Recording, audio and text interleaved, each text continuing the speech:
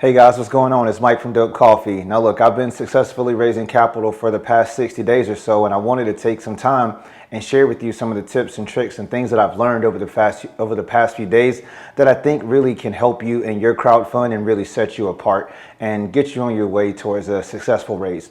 So one of the first things that I want you to think about is that you crowdfund your network. And what that means is that you have to be willing to engage the people that are around you. This goes beyond friends and family. These are your colleagues in your workplace. These could be some of your current customers. These could be people in the community. No matter who these people are and where you find them, you remember that in order to crowdfund successfully, you have to be willing to engage people.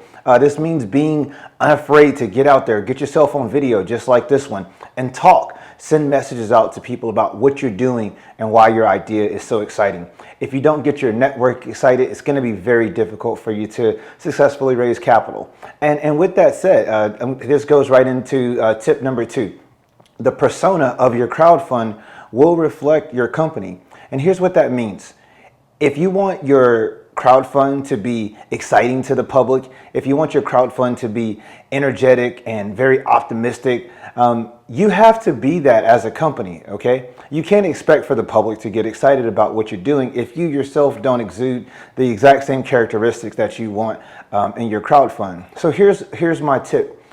Be excited about who you are. Be excited about your brand. Be excited about your mission. You know the reasons that you need to raise capital for your company.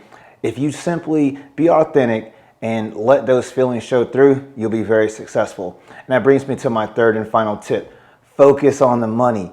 So one of the things that I noticed early on in the crowdfunding process for myself and for my team is that we hoped we would get a lot of money. We hoped that if we put a crowdfund together and launched it to the public, that would allow us success. And that's not really the case, okay? For Dope Coffee, we had a goal of raising $107,000. And if you think about what that means, you can't say, I'm just going to wish my way up to 100K. So perhaps you take a strategy of saying, I'm going to get $100,000 investors and that'll get me towards my goal. If you at least break it down into that type of mindset or rationale, you will have a systematic approach, okay? Sure, there is a minimum, but if you spend your time focusing on the minimum, you're never going to find the folks that are really willing to contribute the big dollars.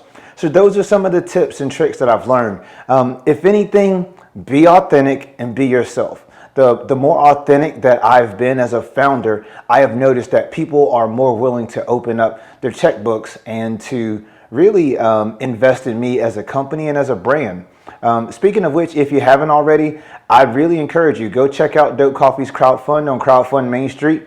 I think it's a good example of how a crowdfund campaign should go.